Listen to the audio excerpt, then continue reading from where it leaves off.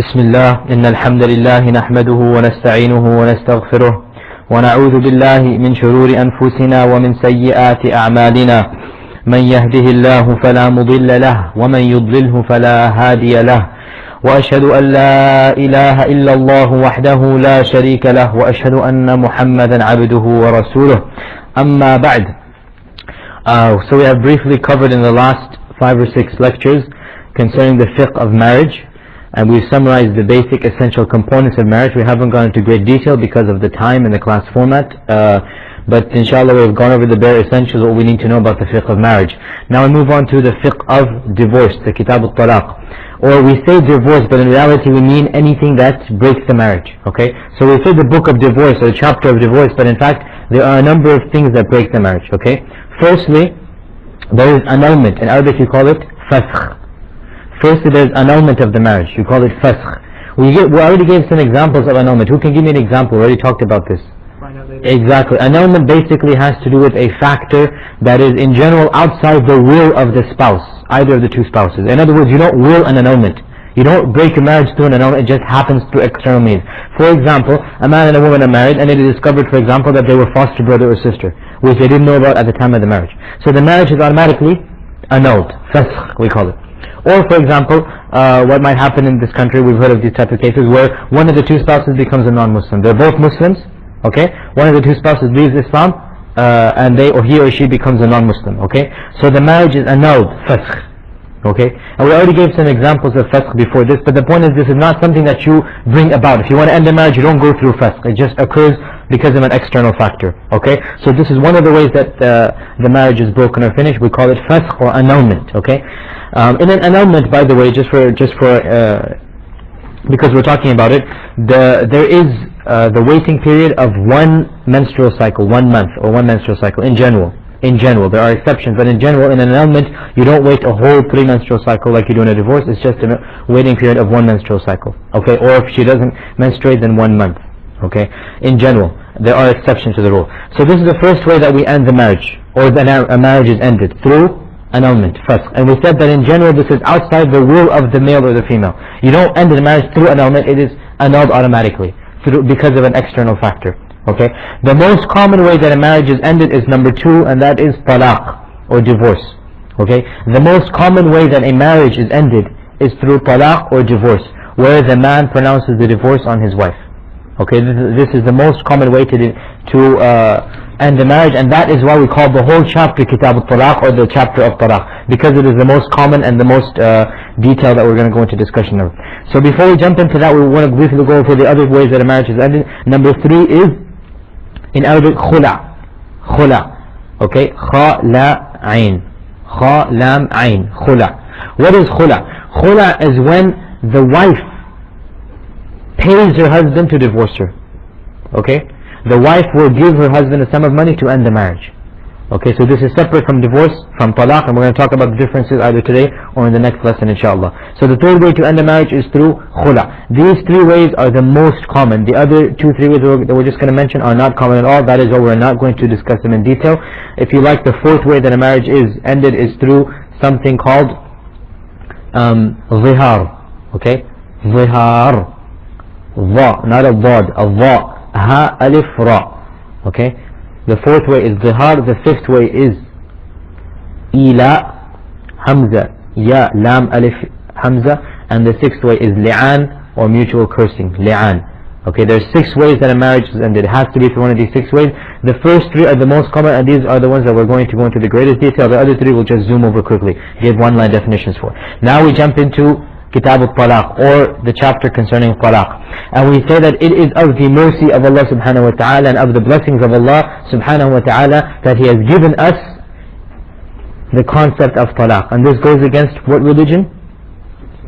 In particular, Catholicism. Okay? Catholics, they don't believe in divorce.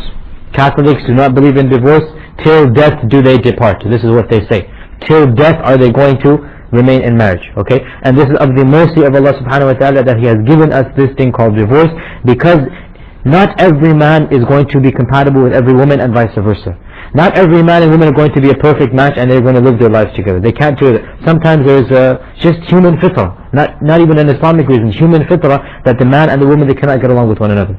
Okay, so it is of the wisdom of Allah that He has assigned for us, and He has given us the output known as divorce, where a person can get out of his marriage. Now in general, divorce is something which is discouraged in Islam. Divorce is something which is discouraged in Islam. Okay, this is the general ruling. What do we say about the general ruling of marriage? What is marriage? Encouraged. Okay, the exact opposite is divorce, and it is the exact opposite in its ruling. It is discouraged in general. Okay, so to divorce a woman for no reason is something that is discouraged in Islam.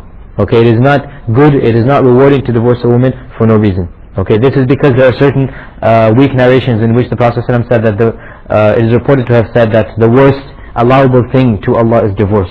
Okay, and another hadith which is even weaker than the first one, that the throne of Allah shakes when a divorce occurs. This is even weaker than the first one. But the point is, the concept is authentic in that divorce is something that is discouraged in Islam. It is not encouraged, it is not a rewarding act in general. Okay, whereas marriage is a rewarding act. Okay, but in certain situations it becomes allowed.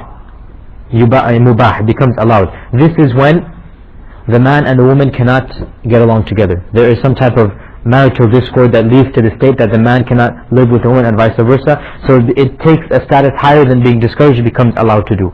Okay, in other cases it becomes encouraged or even obligatory to do. Can someone think of a situation where it will become encouraged or even obligatory? The man can control his temper and his ways. Well, this is not divorce. Divorce goes back to the man. You're talking about khula. For example, the scholars give an example. Someone converts away from Islam. No, then the marriage will be annulled. It's not a divorce.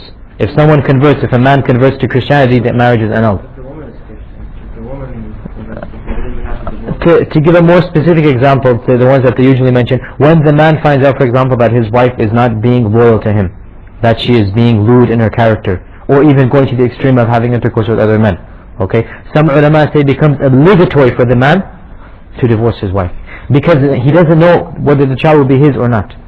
Okay, so some ulama say, this is one opinion, that it becomes obligatory in this situation to divorce the woman in that situation. Okay, or for example, when she is not practicing Islam, when she is not praying, and he tries to make her pray and forces her to pray, but she doesn't pray, some ulama say it becomes strongly encouraged in this case to divorce. So the general ruling that it is discouraged, in this particular situation it becomes encouraged to divorce. So when the woman is not a practicing Muslimah, when she is not practicing Islam the way that it should be practiced. So the general ruling concerning divorce is that it is something that is discouraged. Sometimes it becomes allowed, sometimes it becomes encouraged, and sometimes some ulama even say it becomes obligatory. Okay, but the general ruling is that divorce is a discouraged act to do. طيب. Now we have to define, we have to talk about various types of divorce. Okay, so we move to a different section now, the various types of divorce. Like we've said over and over again, there are various ways to look at anything. When you look at, for example, the animal kingdom, you can divide it into those animals that fly, those animals that don't fly. You can divide it into those animals that have 4 legs, those animals have 2. You're dividing the same thing into different ways. Likewise, divorce has different ways of looking at it. So don't get confused when we define different ways of divorce. There are different perspectives to look at divorce, or different classifications of divorce. The first classification is revocable divorce and irrevocable divorce. Okay, so under the classifications of the types of divorce, the first classification is revocable divorce and irrevocable divorce. What does revocable mean? You can take it back, you can change it. What does irrevocable mean? You can't change it. So what is a revocable divorce? The revocable divorce is defined to be that type of divorce in which the husband has the right to cancel the divorce and take his wife back. Okay? So the revocable divorce is defined to be that type of divorce in which the husband has the right to cancel the divorce, change his mind, and take his wife back. And in order for this to be met, 2 conditions must be met. The first condition is that this is the first or the second time that he is divorcing this particular woman. Okay? The first or the second time. What happens when the third time? It becomes irrevocable, which we're going to come to now. So it's either the first time he's divorcing his wife or the second time he's divorcing his wife. The second condition is that the woman must be in her waiting period. The woman must be in her waiting period. And we're going to define waiting periods next lesson. But right now just write down waiting period, the iddah. We're going to define what it is in the next lesson, because it changes depending on the situation. But the point is, there must be a certain period that the woman is in. So let me give you an example. A man divorces his wife for the first time. Okay? He says to her, you are now divorced from me. Now, the woman is in her waiting period, which in general, like we're going to come to, is 3 menstrual cycles. 3 menstrual cycles is the general waiting period, but there are other exceptions, we're going to talk about them in the next lesson. So it's her second menstrual cycle, for example. He changes his mind and he says, okay, I want you back. Does it matter whether the woman wants to come back or not? No. Does he need a new marriage contract? No. Does he need a new mahr? No. Does he need her wali to approve again of the marriage? No. Is that clear? An irrevocable divorce, the revocable divorce, the authority is in the man's hand. It is his right to change his mind. It is his right to take her back. Whether she wants to or not, whether the wali agrees or not, it doesn't matter. And you don't need a new marriage contract, you don't need a new mahr, you don't need a new 2 witnesses, no. As long as it is within her waiting period and it is the first and second time of divorce. Okay? This is why Allah says in the Quran that وَبُعُولَتُهُنَّ أَحَقُّ بِرَدِّهِنَّ فِي ذَلِكَ إِنْ أَرَادُوا إِصْلَاحًا. Their husbands have more of a right to take them back if they want to repair the situation, repair the marriage. This is Surah Baqarah, verse 200 and something. Verse 200 and something. It's where the verses all talk about divorce. This is where this ayah also occurs. That their husbands have more of a right, roughly around 230. Their husbands have more of a right to take their wives back if they want to repair the marriage situation. So Allah clearly states in the Quran that the husband has the right to take the marriage back. Doesn't matter whether the woman wants it or not, doesn't matter whether her wali, her guardian wants it or not, they don't need a new marriage contract. At this stage, it is a revocable divorce, he has the right to take the woman back. Okay? So, what are the 2 conditions for a revocable divorce? It is either the first or second divorce, and the second condition is that she is in her waiting period. Now if either of these 2 conditions are not met, what happens? It becomes an irrevocable divorce. Okay? It becomes an irrevocable divorce. Now, so we get now to the second section, or the category of irrevocable divorce. An irrevocable divorce is also divided into 2 subcategories. Don't get confused now. What are we talking about right now? Revocable and irrevocable, right? We define revocable divorce, and we said that it has 2 conditions. Now, irrevocable divorce, it also has 2 subsections to that, or 2 subcategories. The first one is the minor irrevocable divorce. Okay? The minor irrevocable divorce, and what do you think the second one is? The major irrevocable, obviously. The major irrevocable divorce. The minor irrevocable divorce is when the husband has divorced his wife for the first or second time, but, guess, the waiting period has expired. The waiting period has finished. Why is it called a minor irrevocable divorce? Because the husband does not have the right to change his mind about the divorce. The divorce has taken into effect, but he is allowed to remarry his wife if she agrees, and there is a new marriage contract, and her wali agrees, and there are 2 witnesses, and there is a mahr. Okay? Is that clear? The difference between the minor irrevocable divorce and the revocable divorce. The minor irrevocable divorce, when does it occur? When the husband has divorced his wife for the first or the second time, and the waiting period has expired, has finished. Okay? So the man says to his wife, you are now divorced. 3 menstrual cycles have expired. As soon as that menstrual period has expired, the woman is now officially divorced. Now he wants to remarry the woman. If the woman says no, can he remarry her? No. If she says yes, do they need a new marriage contract? Yes. Do they need a new mahr? Yes. Do they need another 2 witnesses? Yes. Does the wali have to agree? Yes. All of these conditions have to be met. In the sense that her wali has to be present. Okay, the wali has to be there. Okay, so all of these conditions have to be met. Okay, very good point, but all of these conditions have to be met of a new marriage. So this is why it is called minor, because you can still get married. It is called irrevocable because the husband doesn't have the right to take his wife back. She must agree to that. Okay, so do you understand the difference then between this one and the first category? Everyone understands? Anyone gets confused, raise his hand. Okay, don't be embarrassed. If you don't understand, someone else didn't understand also. Everyone understands the difference? Okay, the major irrevocable divorce, when do you think that occurs? After the 3rd divorce. After the 3rd divorce is when it is called major irrevocable divorce. Why is it major? Can the man remarry the woman, even if she agrees? No. We said in Islam, 3 strikes and you're out, right? 3 divorces, and the man does not have the right to remarry that woman unless and until what? She remarries another man. A correct marriage, we said. Remember, a correct marriage. In other words, the man wanted to marry the woman and the woman wanted to marry that man. They didn't do it just to make her halal for her first husband. This is zina. This is fornication. We talked about this last week. A correct marriage, they marry it, and then that marriage breaks apart either due to divorce or the death of the husband. Then she can remarry the first husband if she desires. So this is called a major irrevocable divorce. That the only way that the first man can get back to the woman is if the woman marries a second man, a proper marriage, and that marriage is annulled or destroyed, and then she can marry the first one. So do you understand the two types of divorce, revocable and irrevocable? Everyone clear with that, right? Revocable divorce and irrevocable divorce. And irrevocable is also divided into two subcategories, minor irrevocable and major irrevocable. Now move to another definition of divorce. Now we move to another section, another chapter of the types of divorces. We call it the Sunni type of divorce, the Sunnah type of divorce, and the Bid'ah type of divorce. Okay? Talaq al-Sunni and Talaq al-Bid'i. What is the proper, the Sunnah way to divorce a woman, and what is the improper or the Bid'i way to divorce a woman? Okay? So we move to another section. We're still talking about the same thing, the various classifications of talaq. Right? The first classification was based upon revocability. The second classification is based upon the Sunnah of the Prophet ﷺ. What is the proper way to divorce a woman, and what is the improper way to divorce a woman? And believe me, brothers, this is a very important topic, because this is where all the problems start. When a man divorces his wife not according to the Sunnah, then he regrets it. Okay? If only, and this is one of the reasons we're studying divorce. We seek Allah's refuge from falling into divorce, right? But we need to know divorce, because if not us, then for sure someone we know. For sure someone of our friends is going to go through a divorce. So we should know the proper way to divorce, because in case they change their mind, they can go back to their first decision. But if they have gone through the improper manner of divorce, this is when they might regret it later on, and they will permanently for the rest of their lives. It might affect their children, their future, everything will be affected.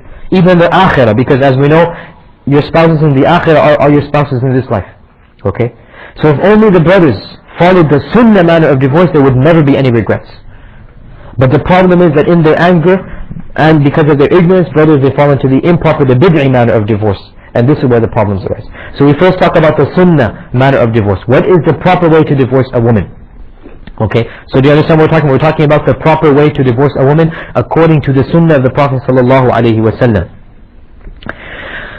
Now, a woman is either going to be in her period, or she is going to be in between her two periods, right? Or she will be pregnant. There is no other situation. A woman is either in her period or in between her two periods or pregnant. This is the general woman. There are always exceptions, but the general woman will be in one of these three situations. Now, the Sunnah divorce must take place in between her two periods, not while she is pregnant, not while she is in her period, or when she is pregnant. Okay?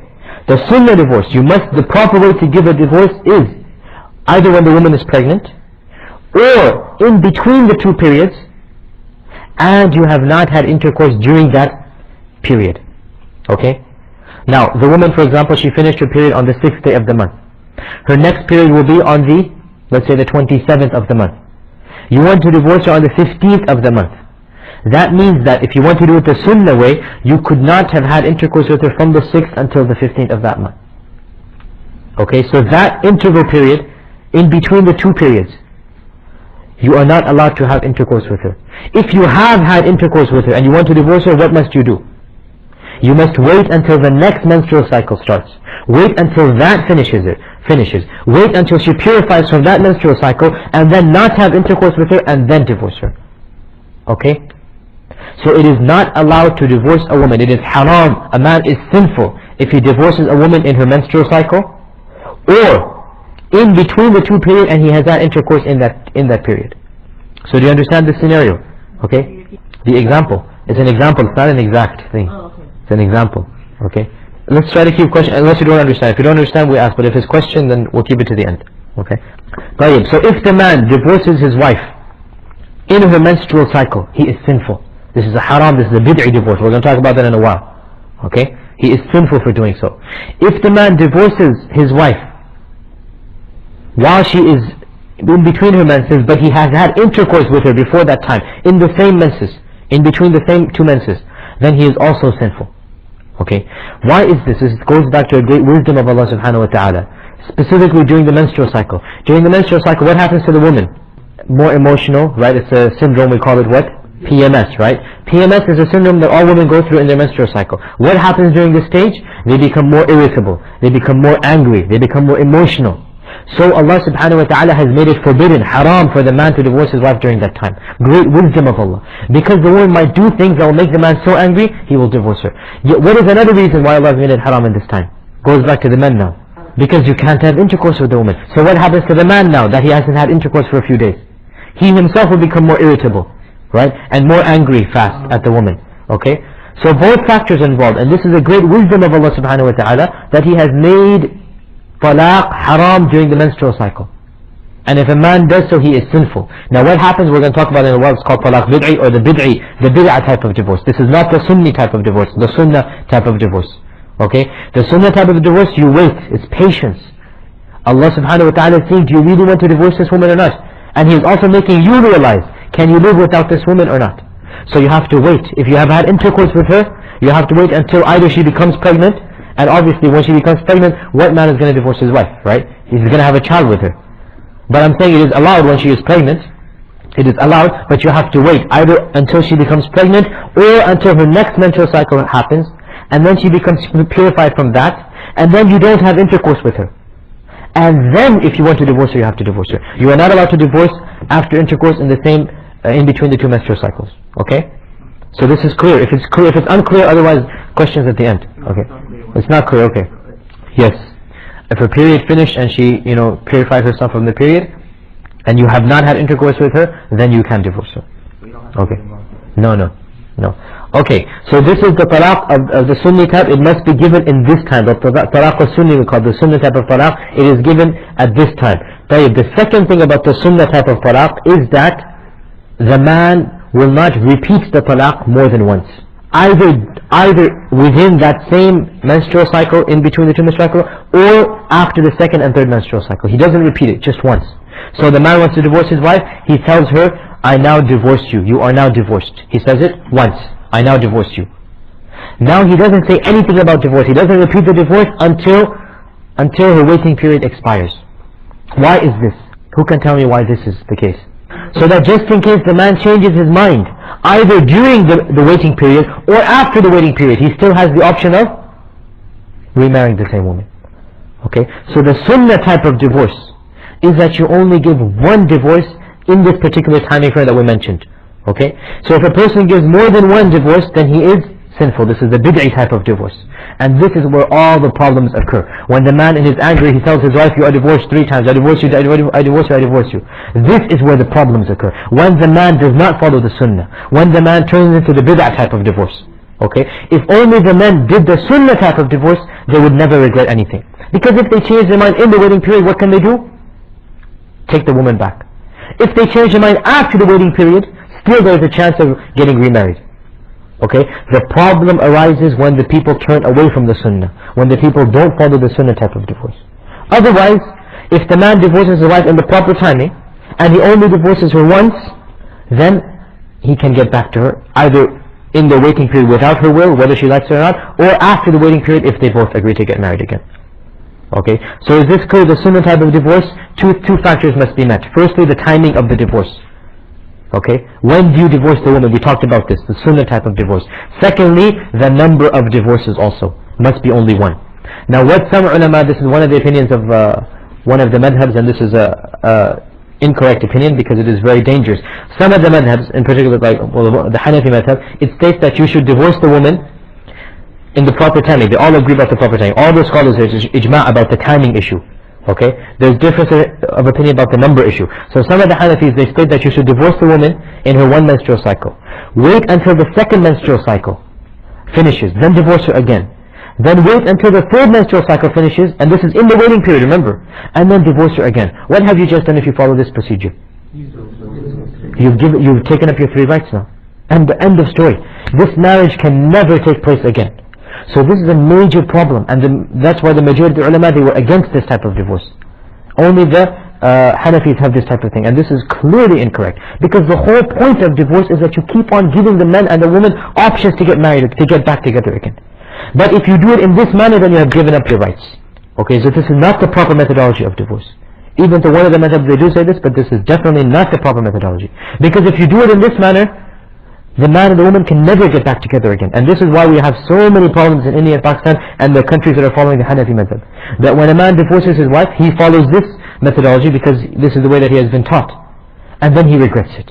After the waiting period is over, he has 5 kids, he has 3 kids, or he wants his wife back. After they separate, he realizes he wants this woman back. This is the woman of his life. But it's too late now. So that's why the problem has started, because they didn't go through the Sunnah methodology of divorce. So we say that this is not the proper methodology of divorce. 2 things must be taken into account. What are the 2 things? The timing of divorce, right? And the number 2 is the number, and it is only 1. The Sunnah divorce is you only give it once.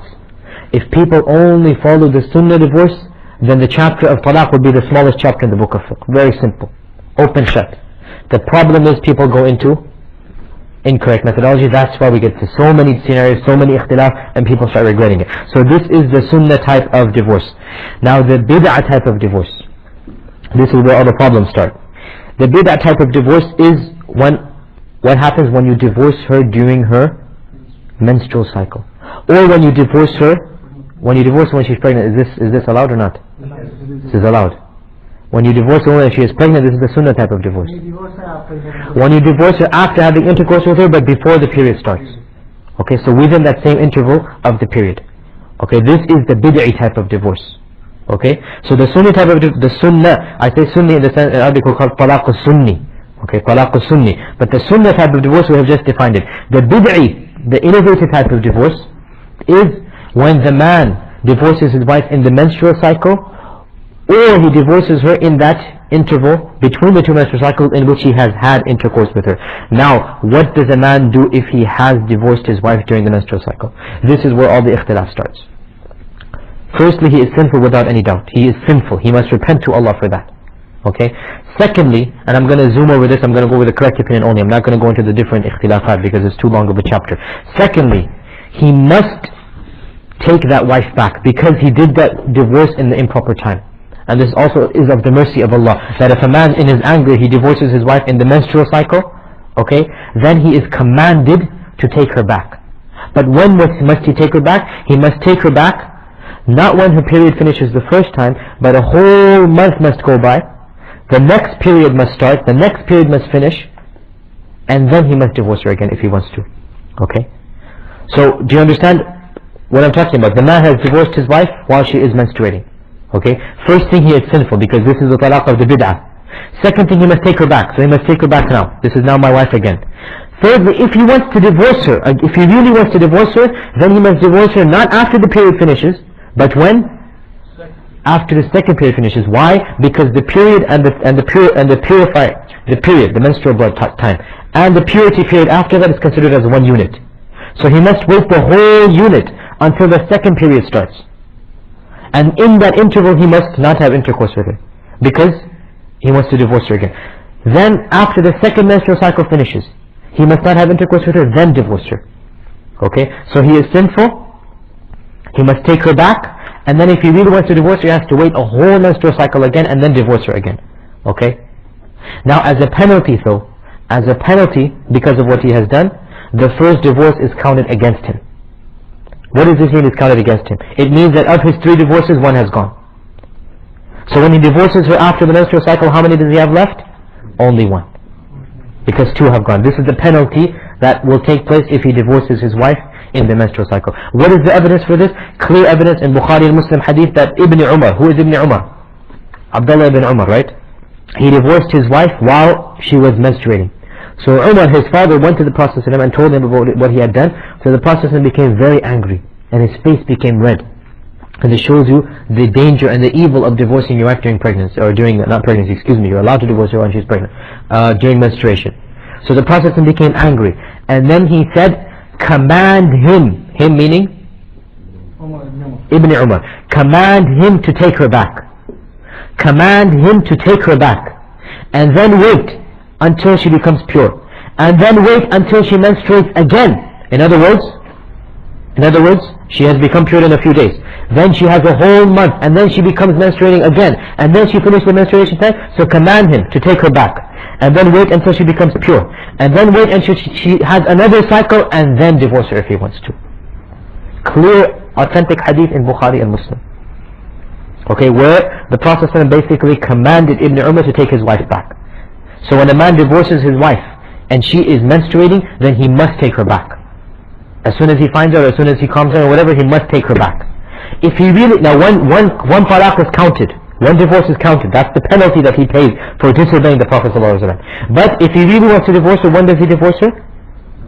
After the second menstrual cycle. Now he doesn't have to divorce her, he can change his mind and say, okay, you're my wife again. But one talaq has still taken into effect. So he is now down to 2 strikes. Okay, because he has used up one by disobeying the Prophet ﷺ. He doesn't have to divorce her, but if he wants to divorce her, he has to wait until the second menstrual cycle.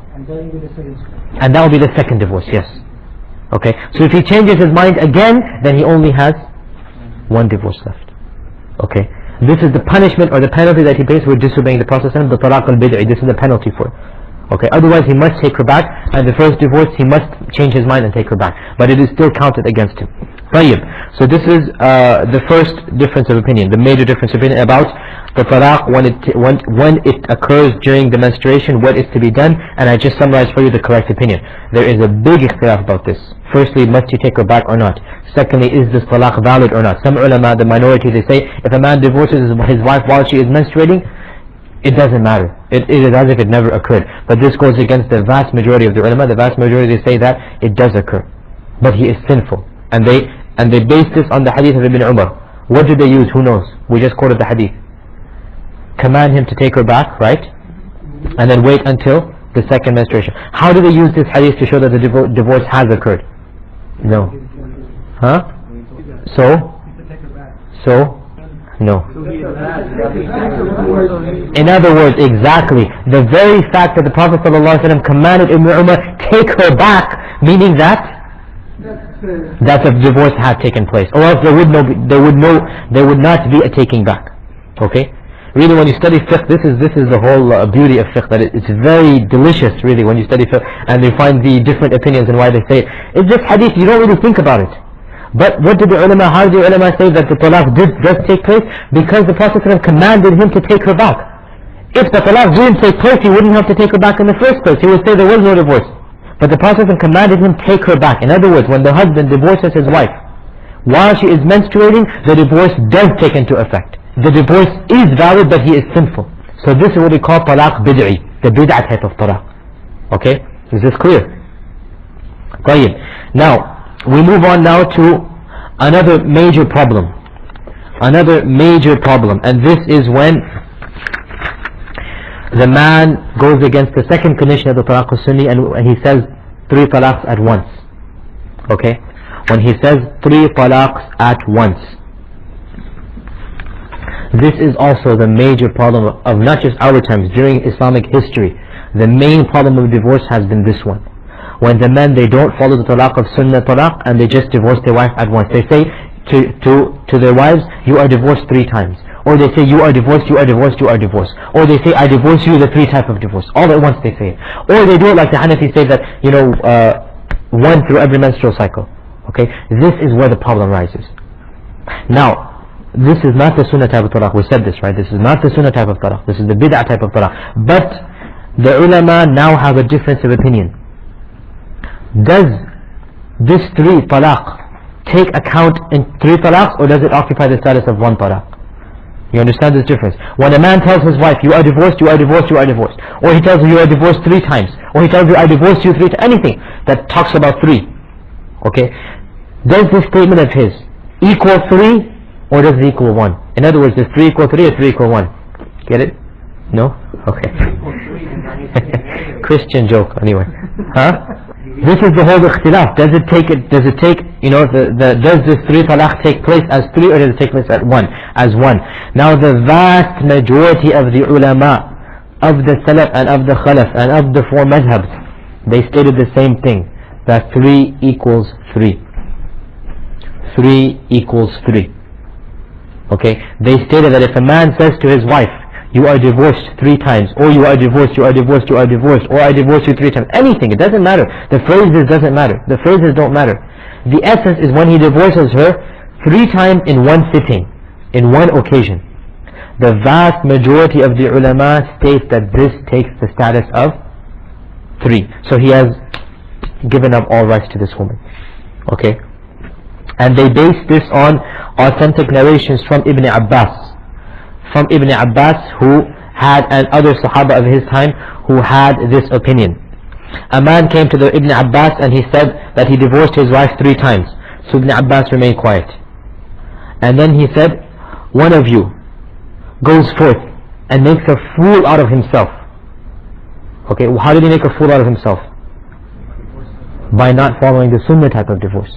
Okay? One of you goes about and makes a fool out of himself, and then he comes to me, Ya Ibn Abbas, what can I do? Ibn Abbas got angry at this man. He said, a man goes and makes a fool out of himself. He makes a fool out of himself by not following the sunnah. And then he comes to me, Ya Ibn Abbas, you're going to find a solution? He said, no. Allah says in the Quran, وَمَنْ يَتَّقِ اللَّهَ يَجْعَلْ لَهُ مَخْرَجًا. This is Surah Talaq, verse 2. That whoever fears Allah, Allah will make a way out for him. So Ibn Abbas said, you did not fear Allah. Therefore Allah has not made a way out for you. How do you not fear Allah? By not following the sunnah. By divorcing his wife at once. Okay? So Ibn Abbas said, you have disobeyed your Lord by doing this, and your wife is now irrevocably divorced from you. The 3 divorce. Okay? So they're no longer husband and wife. This is the irrevocable divorce. The major irrevocable divorce. What he wanted happened. If the man wanted to divorce her 3 times. 3 times, and he divorced her 3 times. Now he regrets it though, because in a state of anger he said it. If he doesn't regret it, it doesn't matter. This is the whole ikhtilaf. Does 3 equal 3 or 3 equal 1? And the majority said 3 equals 3. Whether he was angry or whatever, the divorce has taken effect as 3. So the woman is now permanently haram for him until she marries another man and divorces or dies and then comes back. Okay? He is sinful for that, yeah. He is sinful for that, according to the majority of ulama. He is sinful for that. This is what Ibn Abbas told him. You have disobeyed your Lord. Okay? So the man, as a penalty for what he has done, and this is the danger of divorce. Brothers and sisters, what do we say about divorce? The Prophet said 3 things. Whether you joke or you are serious, it doesn't matter. And one of them was divorce. So if a man says to his wife jokingly, oh, I divorce you. Jokingly he says this is 1 divorce, 1 strike. You don't joke about divorce. You don't joke about divorce. This is something many brothers don't realize. This is something that Allah has put in your hands as a responsibility. Divorce is in the hands of the man, not the woman. So therefore Allah has blessed you with, or not blessed you, but given you this responsibility, so you should act up to this responsibility. You should not mess around with this responsibility. Okay? So if a man jokes with his wife, just jokingly, I divorce you. Khalas, this is 1 strike. And if he does this 3 times, this is 3 strikes. This is 3 strikes and the wife has become haram for him. Do not joke about divorce. Divorce is something that, if you state it upon your tongue, whether you are joking or serious, that is now 1 strike is against you. 1 point or one of your 3 times of divorce has been taken away. Okay? So whether the man was, very angry and he says it and he goes, oh, I'm sorry, I was angry, I didn't really need to divorce, I just got angry, it doesn't matter. It does not matter. This is why, by the way, divorce is in the hands of the man and not the woman. Because if the divorce were in the hands of the woman, what would happen? She would divorce her husband anytime she gets angry. Okay? But you're laughing, but I say men, when they misuse this, they fall into the same category as women now.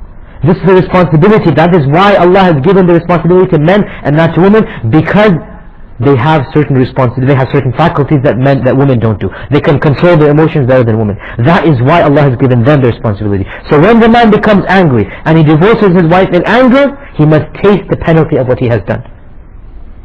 He must taste the penalty for what he has done, because he has shown that he is not capable of this responsibility. Okay? If he did not intend to divorce her and he divorced her in a fit of anger, it doesn't matter. Afterwards he said, oh, I'm sorry, I just got angry. The only time, by the way, there's a footnote, important footnote. The only time divorce does not take into account is when the man is forced to do divorce, or his brain is now gone. Either he is, they injected him with some drugs or something, or basically he became crazy, or a gun was put to his head and it was said, you divorce your wife or I'll kill you. Otherwise, a man gets angry and he divorces his wife. A man is joking and divorces his wife, it doesn't matter.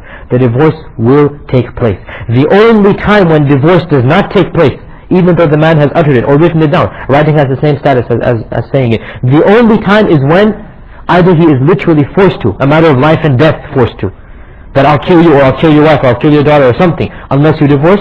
In this case, obviously, it's as if he, no effect whatsoever. Or his brain was taken away.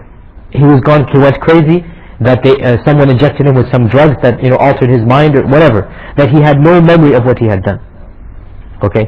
Otherwise, the divorce will take into account. If it's questions to the end, but if you don't understand them now. What if the person is ignorant about this? It's not supposed to stop. It doesn't matter. Ignorance is not a factor. This is the whole point. That is why we are doing this class. And that is why we want you to go and spread this news to everyone. Because this is the whole problem. People divorce out of ignorance, they haven't studied the sunnah, then they start regretting it. That's what Ibn Abbas himself said. One of you becomes a fool, makes a fool out of himself, and then he says, oh Ibn Abbas, I can't cure your situation. This is what Ibn Abbas said. Another man came to Ibn Abbas and he said, I divorced my wife 100 times.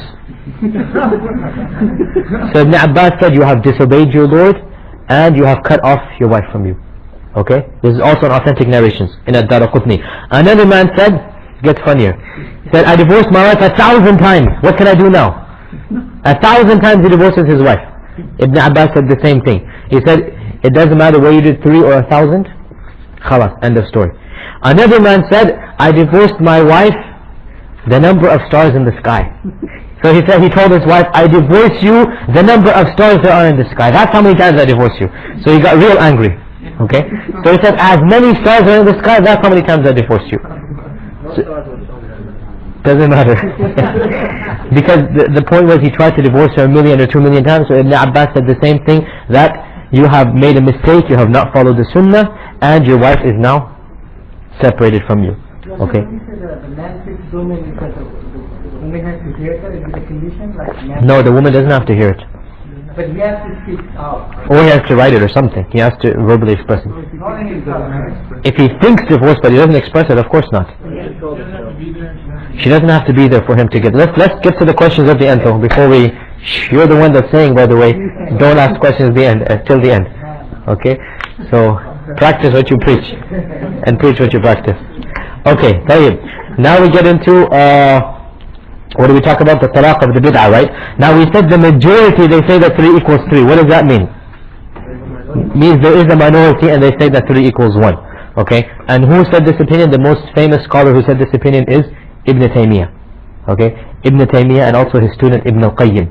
They said that if a man divorces his wife 3 times in one sitting, in one occasion, then this qualifies as one divorce only. Okay, now this goes against the majority of the ulama, and I have researched this issue semi-thoroughly, and I am totally confused. Okay, totally confused, because there are strong evidences on both sides. So the point is, don't fall into this situation. There is a big ikhtilaf on both sides. The majority of the ulama, the 4 madhabs, have agreed. And by the way, one of the main points that Ibn Taymiyyah's enemies brought against him till this day, Noah Min Keller and his company, then one of the main things they bring against Ibn Taymiyyah is that he went against the ijma' by saying that 3 equals 1. Okay, now this is not correct. There was no ijma'. What does ijma' mean? Unanimous consensus. There was no ijma', and in fact this book, Ibn Rushd, okay, Ibn Rushd died 595. When did Ibn Taymiyyah die? 720 something, 200 years later. Ibn Rushd discusses the difference of opinion. Okay, and he says that the Zahiris or the literalists, they held this opinion. So there was not ijma', there was no unanimous consensus. But we say the majority of ulama, they said 3 equals 3. So when Ibn Taymiyyah came and said 3 equals 1, it was something strange and unique to them. So that is one of the main points they leveled against Ibn Taymiyyah, that he said 3. What kind of proof did he have? He had a very good proof. A hadith of the Prophet himself, that if a person divorced his wife more than once in one sitting in the Prophet's lifetime, they would consider it as 1. Likewise in Abu Bakr's time. Likewise in the first period of Umar's time. But then when Umar saw that people were becoming lax in divorce, then he said, we will give the people what they want. So whenever a man divorced his wife 3 times, he would count it as 3. So this was Umar's policy. This is a hadith that they have. Umar changed it according to this hadith. Yes. Now this hadith is in and of itself a difference between is it authentic or not. Okay, it's in Sunan Abi Dawud. It's not in Bukhari and Muslim, it's in Sunan Abi Dawud. Okay. No, actually it is in Muslim, excuse me. It is in Muslim. It is not in Bukhari. It is in Muslim. Okay? So there's a big ikhtilaf about this hadith and the interpretation of this hadith, and we don't want to get into the details of that. And I don't have an opinion on this myself. It is a very confusing issue. Like I said, strong ikhtilaf on both sides. For example, Ibn Abbas has so many riwayat that 3 equals 3, like we just mentioned, 4 or 5 of them. Right? Likewise, he is one of those people that narrated the hadith, that 3 equals 1. So it is very confusing. You know, it's a big, juicy ikhtilaf, like I like to call it. Okay, big, juicy ikhtilaf. So I don't have an opinion on this issue, but I say it's a very dangerous ikhtilaf. Okay? I mean, the majority said 3 equals 3. Okay, so don't just play around with this ikhtilaf. The majority said 3 equals 3. According to one opinion, yes.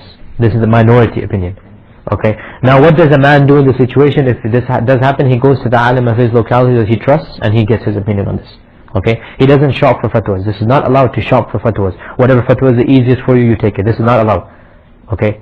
Otherwise, you know, there would be no ikhtilaf. I mean, you always find the easiest fatwa and you follow it, and you don't have a Islamic life anymore. I mean, you know, you don't shop for fatwas. What is obligatory, even though the ikhtilaf exists, doesn't mean you have the right to pick and choose based upon your desires. Either you're a student of knowledge and you research the issue and you come to a conclusion based on the evidences, or you just follow the alim that you trust. Okay? The student of knowledge that you trust, you call him up, you ask him, whatever he says, that is now binding upon you. Okay? You are not allowed to pick and choose fatwas based on convenience. If you're qualified to research, yes. Okay? Because if a person doesn't know usul al-fiqh, he doesn't know how to see if hadith is sahih or daif or not, then he is not qualified to, pick an opinion on his own. You see? Anyway, we're straying from the topic. The point is, if a man divorces his wife 3 times at once, then the majority of the ulama, they said that 3 equals 3. So then in this case it becomes permanently haram for him. This one becomes permanently haram for him. Okay? We already talked about divorce in the time of the menstruation. We said that the majority of the ulama, they said that divorce at the time of menstruation is effective. It does take place. But what is the penalty upon him? He must take her back, he must wait another menstrual cycle, and then if he wants to divorce her, he can divorce her. But he is sinful for doing that divorce. Now we get to a different topic, and that is, how do you give divorce? Okay? How do you give divorce? There are 2 ways of giving divorce. You're interrupting the question again. Astaghfirullah. Anyway, there are 2 ways of giving divorce that the scholars talk about. There is the explicit method, and then there is the implicit. MashaAllah, you guys are smart. There is the explicit method, and then there is the implicit method. The explicit method is when the man, what does he do? Explicitly says it. That I divorce you. Okay? Or you are divorced. Or there is now basically he uses the word talaq or divorce or whatever language he's saying, he uses that word of divorce. Okay? It doesn't matter. It doesn't matter whether he's in front of her or she's in front of her. It doesn't matter. If he says it, okay, then the divorce has taken into effect. Or if he writes it to her, doesn't matter. He doesn't have to say he writes it to her. Or he doesn't even emails it, whatever, it doesn't matter. Any form, it's not funny guys, the topic. Any form of communication, as long as it comes outside of him. And the scholars say if he is, if he can't speak, right, and he can't write, yet he somehow sign languages to her that he is divorced or she is divorced, still it takes into effect. Okay? Basically he has to express it, but he has to use the word of divorce in whatever language he's talking about. Talaq, right, divorce, another word for divorce in another language, I don't know. Basically he has to use the word of divorce. So this is called an explicit divorce. In this case, it doesn't matter whether he was joking or serious or angry or his intentions, doesn't matter. If he used that word, then the divorce is to take place. And this shows you the responsibility that Allah has given to men, not to women. And this shows that the men should act their role, that use it only when they want to use it. Okay? Unfortunately, we find too many men, when they get angry, they just pronounce divorce as if they're throwing candies or something, Astaghfirullah, I don't realize this. A man divorces his wife in 3 fits of anger 3 times. This is three divorces now. This woman is now haram for him and he's living with her as if in zina. He should not use this word in vain. It's a responsibility that Allah has given the men and not the women, and this is why He has given it to men and not to women. Okay? So, we stated that if he uses the word divorce, does his intentions matter? If he were to say, I was just joking, or he says, I was just angry, it just came out, I didn't really mean to divorce her. Does it matter? No, because he said an explicit way of divorce. In this category or in this manner of divorce, intentions are irrelevant. This is why the Prophet said 3 things. Whether you're joking or serious, it doesn't matter. Okay? Now the implicit divorce. What is the implicit divorce? Who can give an example of the implicit divorce? Very good. Where you use words that are not explicit in their meaning. Okay? Now the scholars have a zillion and one examples, but obviously you cannot give all the examples. Basically, you say something that is unclear. Okay? So, for example, the scholars have said that a man might say, you are free of me, or I am free of you, or you are now a free woman, or this is now over between us, or you can now marry whoever you want, okay? Or your rope is on your back, meaning this is like an expression, you would have your stuff on your back, so your rope is now on your back, not on my back, okay? I mean, they have a whole list of impressions. For example, he'll say, I have no need of you, or you have no need of me, or these type of phrases that are vague in their meaning, okay? They're imprecise. They're not explicit, obviously. That's why we call it an implicit divorce. In this case, the intention is relevant. In this case, the intention is relevant. So if the man says to his wife, I don't have any need of you, and he intended to divorce her, what does this mean? 1 divorce. If he says in anger, I have no need of you, then he was asked, did you intend to divorce her? And he says, no, I just said it in anger. Is a divorce counted? No. Okay? So this is very important. This is very important that in this type of wording, the intention is taken into account. Okay? So if the man intended to divorce her, and this happened, by the way, there was a case that a few months ago a sister came to me and said, my husband said to me, go back to your husband's house. Go back to your parents' house, it's over between us. Okay? Is this divorce or not? So basically it goes back to the intention of the man. Did he intend to divorce her by saying what he said? If he did intend to divorce her, then the divorce has taken place. Otherwise, no, it has not taken place. So in an implicit type of a divorce, the intention does count, whereas in the explicit type of a divorce, the intention does not count. Okay?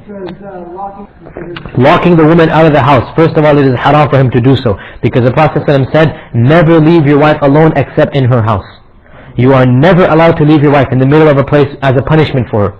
Okay, in a strange land, or this is haram, and the man has fallen short of his duty as a husband if he does so. So you are not allowed to lock your wife out of the house, or just leave her in Hawaii in the middle of nowhere or something. This is not allowed. Okay, even if she has a credit card, it's not allowed. Okay, you have to take care of her. The Prophet said you cannot leave her alone except in her house. The only place you can leave her alone as a punishment is in her house. In other words, if the man goes out of the house angry, right, and he leaves the wife at home, then he is not sinful. He is still sinful. He is sinful for doing this. But this is not considered divorce.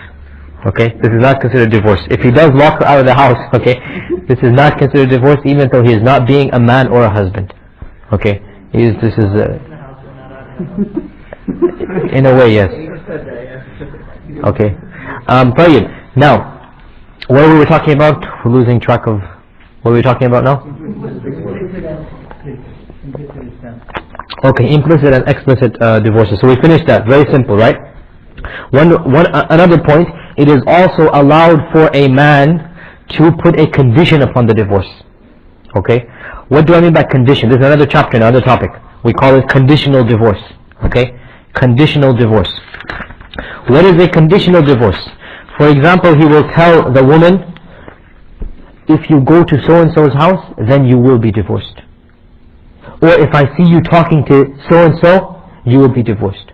Or whatever condition, if you eat this food, particular type of food, you will be divorced. Okay? It doesn't matter whether the condition makes sense or not. But the point is, if he puts the divorce on a condition, then whenever that condition is met, what happens? The divorce takes place.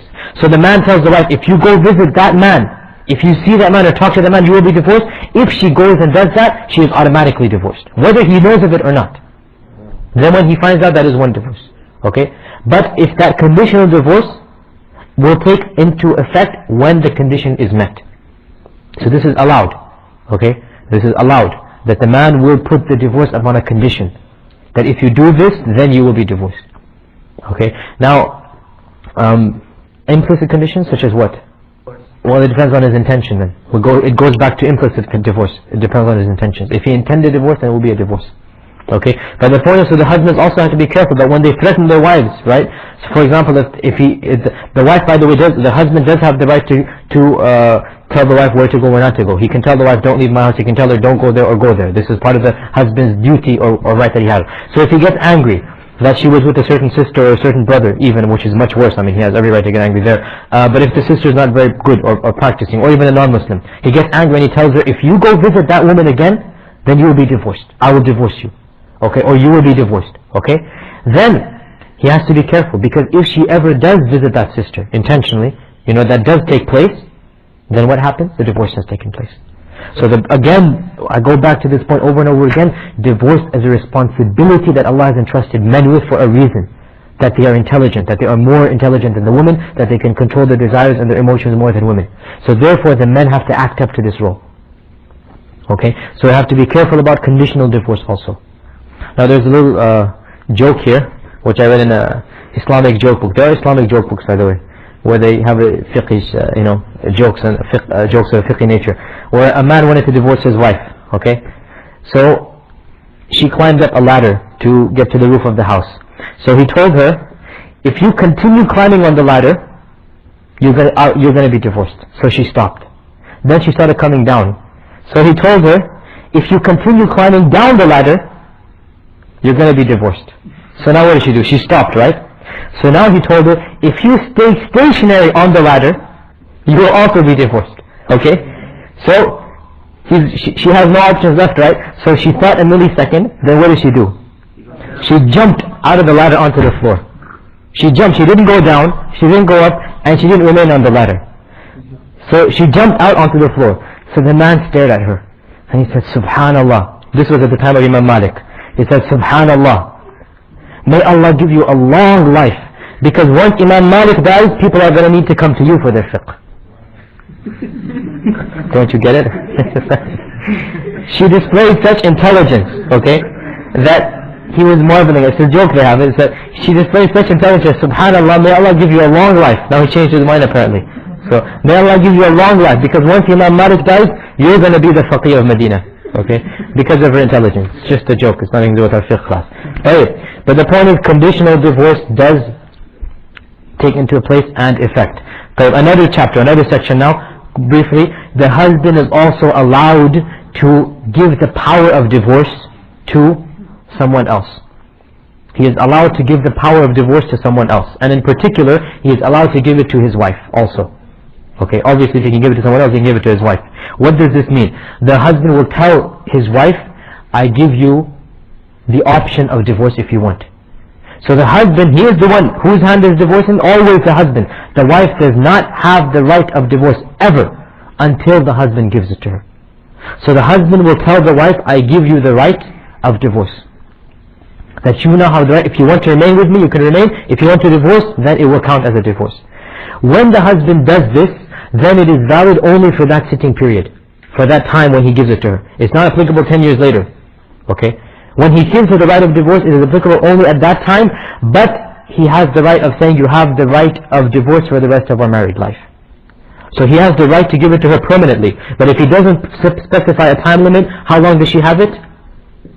For that period when he gives it to her, immediately. So when the husband tells his wife, you have the right of divorce, then automatically, if she says, well, I choose divorce, then this will count as one divorce. Okay? This will count as one divorce. Because the husband has the right, because the divorce is in his hands. Just like the wali. The wali is in his hands, he can give the wilayah, over to another person, right? We talked about this, right? The wali can say to his brother or to his uncle or whatever, you be the wali. Likewise, the man can say to someone else and also to his wife, the right of divorce is with you now. Okay, so this also is something that the brothers have to realize, that they have the right to give it to someone else, and also especially to the woman, they have the right to give it, and if the woman wants to divorce, then she can do so. There's another book, there's another incident here, also found in the fiqh book. It's not really a joke book, but it's not really a joke, it's something that, a very good story. It's one of the grandchildren of the Prophet, either Hussein or Hassan, I forgot who, that he was married to a certain woman for a long period of time. Then certain problems happened between them, okay? So because of his good nature, he didn't divorce her. He told her, if you want, then you have the right of divorce. So he basically, what did he do? gave the right to her. Okay, then all of a sudden he regretted that, because he did want to remain married to her. So he regretted that, and you could see it on his face that he regretted that. So his wife responded to him that you had this right in your hand for 20-25 years, and you gave it to me for an hour or two. You showed so much responsibility when you had this right for so long. Don't you think that I have more of a right to show this responsibility for such a small period of time? So what is she saying? Stay with him. Okay? So the point of this is that, it's a nice story. I mean, the woman told him, when I forgot it was Hassan or Hussein, when he showed these signs of being a bit, anxious that she might divorce me because I've given her this right, she then responded back that you had this right for so long and you took so good care of this right. Okay, don't you think that it's more obligatory upon me that I have this right for such a small period of time that I take care of it also? Okay, so she gave it back to the husband, the right of divorce. Okay, but the point is that it is allowed to give the right to someone else, the right of divorce to someone else. Before we move on to the next chapter of Khula, we have to talk about the divorce of the woman with whom you have not had intercourse with. Okay, the divorce of the woman with whom you have not had intercourse with. What did we say firstly about mahar? What happens when you divorce a woman whom you have not entered? What happens to the mahar? Half, exactly. You have half the mahar. You have half the mahar. Okay, however, what is the sunnah type of divorce and what is the bid'ah type of divorce concerning the woman with whom you have not entered, you have not had intercourse with? You married a woman, the nikah is done. You haven't consummated the marriage. You want to divorce her. What is the sunnah matter of divorce? There is none. There is none, because you haven't had intercourse with her. So you can divorce her at any time. Okay? Do you understand what I'm talking about or not? Yeah, you do it once, but the point is, this is a special scenario, that when you marry a woman, the nikah, the contract has been finished, but you have not had intercourse with her, you have not consummated the marriage. In this case, there is no sunni or bid'ah, there is no sunnah or bid'ah divorce, it's just a divorce. Why is there no sunnah or bid'ah divorce? Because you never had intercourse with her in the first place, right? So there is no time period, or you never had intercourse. So if you divorce her in her menstruation, no big deal, doesn't matter. Because you're not with her, you're not, you haven't been alone with her, you have just the marriage contract has been done. Okay? You haven't had intercourse with her, so you divorce her. So there is no sunnah or bid'ah when it comes to whom? Guys, interactive, I liked it. When it comes to those type of women that you have married but you have not had intercourse with. Likewise, there is no sunnah or bid'ah when it comes to women that don't have periods. Because certain women, they don't have periods, and old women, they don't have periods. Okay? Menopausal, right? Menopause, yeah. So when a woman is after her menopause, there is no sunnah or bid'ah, because there is no time period you can wait for. You see what I'm saying? The general rule is that the general rule is that the divorce must take place either when she is pregnant. Now, can a woman that you haven't touched be pregnant yet? We hope not. Can a woman who is post-menopausal be pregnant? Of course not. So then you can't divorce her when she's pregnant. The second time you divorce her is in between two menstrual cycles where you have not had intercourse with. Now if you haven't had intercourse with her, and she's still your wife but you haven't had intercourse with her, then this time will not apply. Likewise, when she is past her menstruation cycle, can she have two menstrual cycles in between? Can she have a pure time between two menstrual cycles? No, because she doesn't have menses in the first place. Am I going too fast, or is it? Yeah. You understand? The post-menopausal woman, does she have menstrual cycles? No. So how can you divorce her in between two menstrual cycles that you haven't touched her? There is none. Therefore you just divorce her at any time. Likewise, the woman that you have not entered, can she ever be pregnant, or is there any need to check is she pregnant or not? No. So therefore you can divorce her at any time. So there is no sunnah or bid'ah divorce when it comes to these two categories of women. This is the point. There is no sunnah or bid'ah divorce.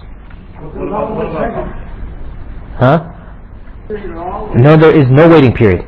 A woman is pregnant, you divorce her. If you want to divorce her, you divorce her right as soon as you find out that she is pregnant. The waiting period, we're going to talk about tomorrow or Monday. But I'm saying, can you divorce her when she is pregnant? Yes. You can divorce a woman when she is pregnant. This is the sunnah type of divorce. It is not the bid'ah type of divorce.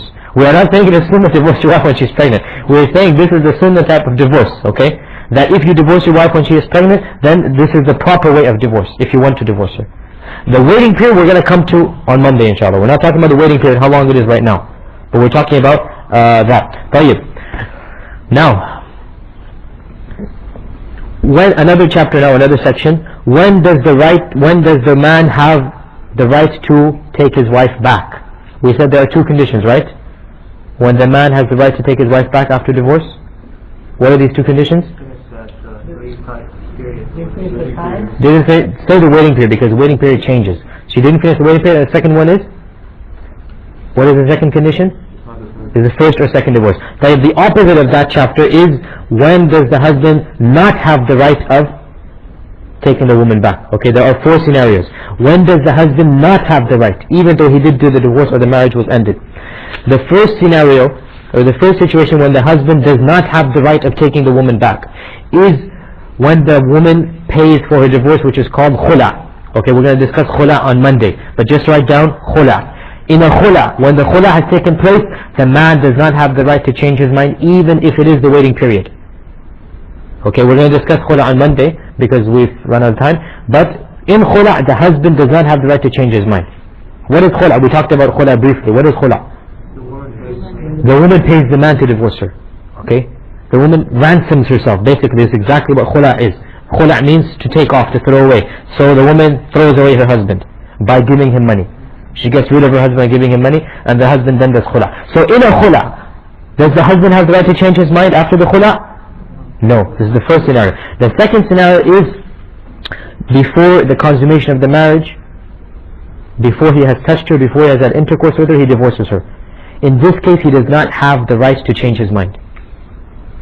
Okay, so a woman and a man, they got married, but they didn't consummate the marriage. The man divorces the woman.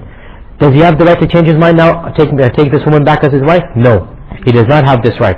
No, they have to wait until the waiting period is over and then do a new marriage, if they want. But he does not have the right to change his mind. Why? Because he had not had intercourse with her. There's only one? Yeah, there's only once. The khula, no, we're going to talk about that tomorrow, or Monday, inshallah. Oh, it doesn't count. Yeah. The third, yes, a new marriage, new agreement, new mahar, new wali, or not new wali, the same wali, but new agreement of the wali. Okay. No. Okay. The third, the waiting period is different. Okay. No, wait, the waiting period for the woman that you divorce but you haven't touched, you haven't had intercourse with, there is no waiting period. Okay. There is no waiting period because you haven't touched her. Why is there a waiting period? You haven't had intercourse with her. So Allah clearly says in the Quran that if you divorce women before you touch them, then they have no iddah whatsoever. This is Surah Ahzab, verse 49. Surah Ahzab, verse 49 states that if you divorce women before you touch them, meaning before you have intercourse with them, then there is no iddah upon them. No waiting period whatsoever. We're going to discuss waiting period. We're jumping the gun. We're going to discuss waiting periods on Monday, inshallah. Okay, because waiting period varies depending on the type of divorce. The third type of breaking of the marriage in which the man does not have the right to change his mind is fasakh, annulment. We talked about annulment, right? Obviously, when the marriage is annulled, can the man take the wife back? Suppose we will discover that she's his foster sister. Can he change his mind or something? No. It's an annulment of the marriage. The marriage is now annulled. So obviously the man does not have the right in his hand to take her wife back. And the fourth time is when he has divorced his wife 3 times. After he has divorced his wife 3 times, then he does not have the right to take his wife back. Okay? After he has done his 3 times, then his chances are over. She must marry another man. Once she marries another man, if that marriage comes to an end for some reason, then she can marry her first husband. Once she marries her first husband, how many chances do they have now? 3. A fresh, clean slate now. Okay? She now has 3 chances, or he has 3 chances for divorce again. So with that, we have almost finished divorce. We have a few subsections left. Divorce we really glossed over it, because the major ikhtilaf in divorce, by the way, the major ikhtilaf in divorce, there are 2 major ikhtilafs in divorce. The first major one is, does the divorce that takes place in the menstruation have effect or not? And we said, what is the correct opinion? Yes, it does. And the second major ikhtilaf is, if you do go against the sunnah, if you do the bid'ah type of divorce, if you do go against the sunnah, and you combine all 3 in one, does that 3 equal 3, or does that 3 equal 1? And what did I say? Majority says yes, minority says no, I say I don't know. Okay? Yes. No, I say if you do so, you are sinful. This is not the sunnah way of divorce. We don't say in this manner. We say this is not the proper way of divorce. Okay. This is why it's important to study usul al-fiqh. Okay. The question that the brother asked was that if Allah does not allow divorce, 3 divorces at once, then how come it has the effect of 3? Because if something that's not allowed should not take into effect. This goes back to a very big ikhtilaf of usul al-fiqh. Okay. Does something that is not allowed have an effect or not? This is the question. Does something that is allowed have an effect or not? Let me give you an example. Is zina allowed? No. Why are you thinking so long? I'm trying to where you get You're scaring me. Is zina allowed? No. No. Okay. A man has intercourse with a woman. Zina. Now we know that a man is not allowed to marry his mother-in-law, for example. The fact that he has had zina with a woman, does that make that woman's mother haram for him or not? According to your principle, then no. According to what you just said, then no, it wouldn't make that woman haram for him. He could marry that woman, even though he had sex with her daughter, right? He could marry that woman and then divorce and marry the daughter or whatever he wants. Okay? Okay, this is one opinion. The majority say that it does account. That even though that was haram for him to do zina in the first place, it does have an effect. And that is that it makes the woman's mother and the woman's daughter haram for him. You're getting into circular argument because Allah says nikah. And nikah. The point is, what I'm trying to say. No, this is the whole ikhtilaf is what I'm saying. This is the whole ikhtilaf. Okay. No, the point is this is where the whole ikhtilaf comes, you see. This is the whole point of the ikhtilaf. Does this take into effect or not? Ibn Taymiyyah and others say that it doesn't. But the majority say it does. That's exactly what Umar said, that we will give him what he wants. He wants 3, he's going to get 3. Okay, and also Ibn Abbas says the same thing. That's the whole point. Ibn Abbas, when the man came to him and said 3 times, he said, you have disobeyed your Lord. In other words, you have been sinful, and therefore your woman has been separated from you.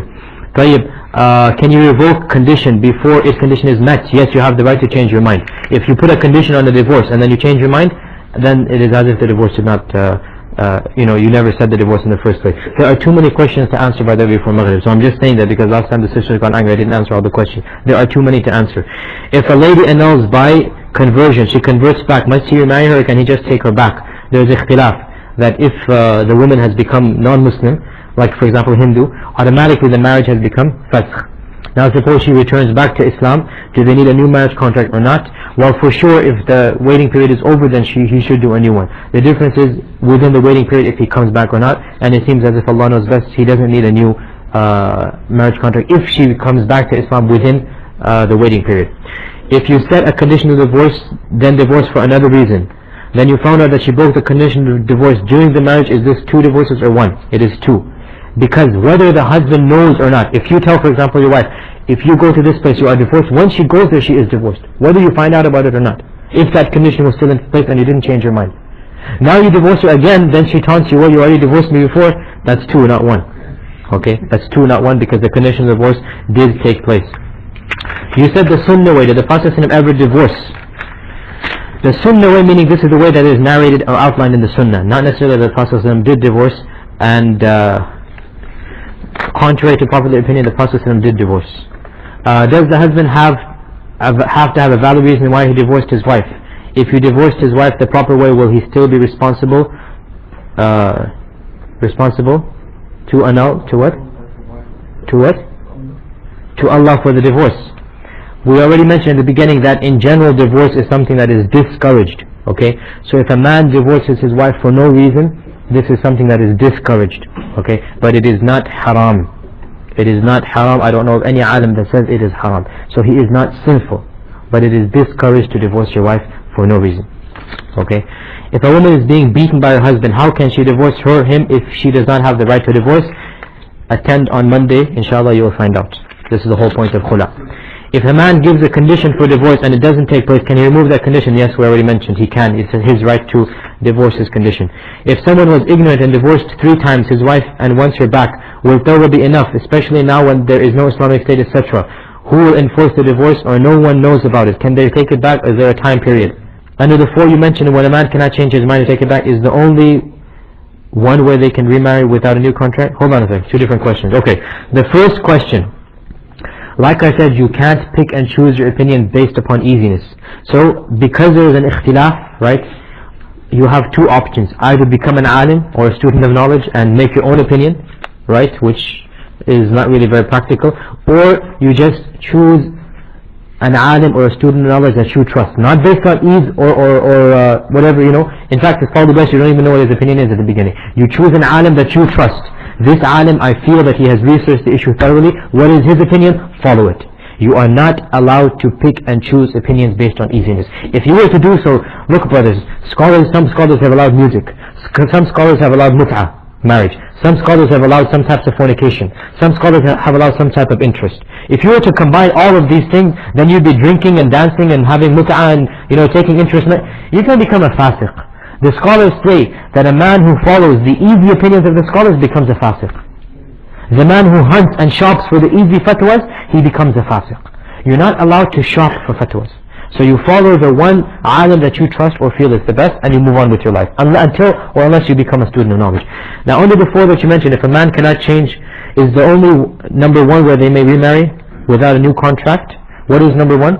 The four conditions that I mentioned. What is number one? I didn't remember. Guys, I mentioned four things where the man does not have the right to take the wife back. What is number one? Also, this question was, is this the only one where they may not remarry with a new contract? No, we're going to talk about that type in the next lesson, Monday. Everything to do with the khula, we're going to talk about Monday, inshallah. If I understand correctly, even pronouncing one or two divorces in the sunnah way is enough. The couple's actually divorced. They only have the option to remarry. Yes, of course, they have the option to remarry. It doesn't mean that they have to remarry. They have the option of getting remarried if they want to. Not they, the husband. Because the husband has the right to change his mind during the waiting period. Once the waiting period is over, then they must both agree to the marriage. During the waiting period, if the husband says, no, I don't want you back as a husband, doesn't matter. Allah clearly says in the Quran that the husbands have the right to take their wives back during the waiting period. Does it still count as one divorce? Yes, it counts as one divorce. That's the whole point. So during the waiting period, the husband has the right. After the waiting period is over, now the wife, if they want to remarry, the wife must agree, the wali and the mahar and everything must be done. Okay? The sister asks, on what basis do you say that women are less intelligent than men? This is an authentic hadith in Sahih Bukhari, that the Prophet said that the women are naqisatu aqlin wa deen, that women have are half as intelligent or less intelligent than men, and also less religious than men.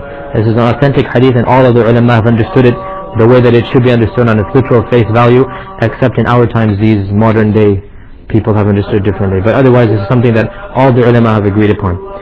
If the husband does not pray, drinks, gamble, etc., can the wife divorce her husband? Yeah, can the wife divorce her husband? We're going to talk about this on Monday, the khula, yes. Subhanakallah wa ashhadu an la ilaha illa anta astaghfiruka wa atubu ilayk.